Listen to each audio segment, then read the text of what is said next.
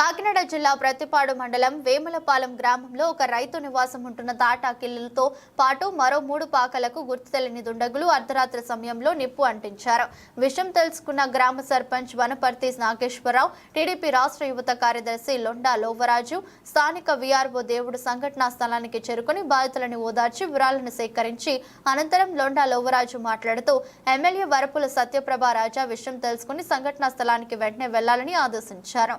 సంఘటనా స్థలానికి వెళ్లేసరికి తీవ్ర నష్టం వాటిల్లిందని, పశుగ్రాసం, గడ్డి, వాము, 20 బస్తాలు పంటలు, ఎరువులు, ఎడ్లబండి, వరికోత మిషన్ సామాగ్రితో పాటు పలు వ్యవసాయ పనిముట్లు దగ్ధమయ్యాయని మీడియాకు తెలియజేశారు. వీఆర్ఓ దేవుడు మాట్లాడుతూ ఈ ఘటనలో సుమారు 5 లక్షల రూపాయల మేర ఆస్తి నష్టం వాటిల్లిందని అంచనా వేస్తున్నామన్నారు.